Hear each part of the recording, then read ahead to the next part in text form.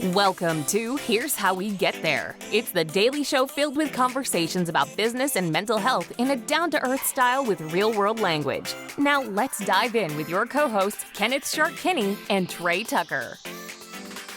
All right, Trey, there's a lot of conversation going on with how AI is supposed to help people with dealing with mental health struggles today. Where do you sort of see where we are with it?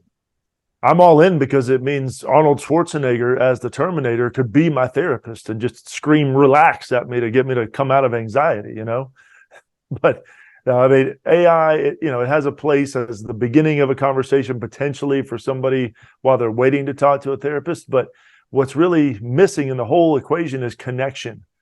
We're built for connection with another human. There's got to be an emotional bond there.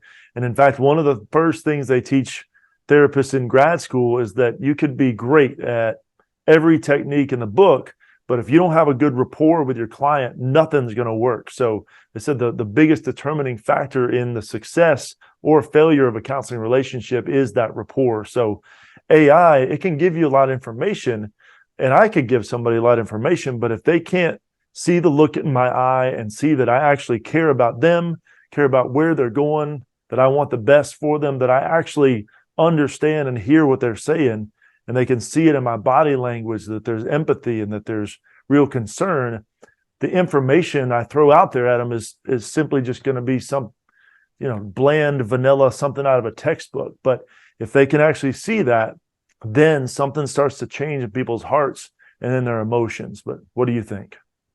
Well, I'm not a therapist, and I don't want to play one on TV anyway, but at least the way I see it, you're absolutely right. It's a starter point, man. If it'll help people get help somewhere, and if there was some way to bridge that connection, great.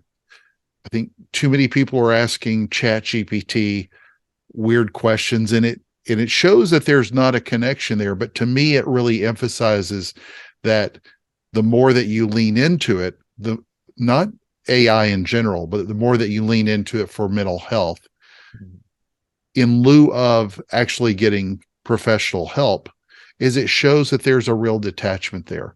And that detachment, that lack of connection, is what so many people are dealing with today. So if AI can help people bridge that gap, great. If it's the replacement for a licensed therapist like yourself because somebody thinks that there's a lot of money behind some sort of artificial intelligence, then no way. And we've seen this even in movies. I remember there was a movie where guy falls in love with a bot of sorts. Joaquin Phoenix was in it, but I think it was her. But when you look at that sort of lack of connection, it sort of again shows a disconnection more than anything. It just shows that detachment. And there's so many promises that we believe AI will make, potentially mental health, but there's far more challenges that have really serious consequences that have to be addressed.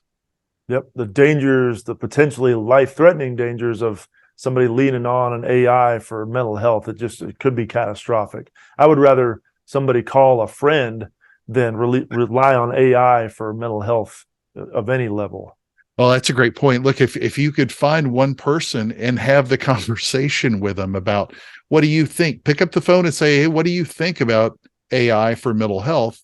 Yeah. That at least gets you starts bridging a better connection than just going to some sort of AI on the internet that doesn't help you connect with anyone. Nope. So, all right. Be back. We'll see you on the other side. Thank you for joining Shark and Trey on the Here's How We Get There show. Make sure to rate, review, and subscribe to the show and visit here'showwegetthere.com. That's here'showwegetthere.com.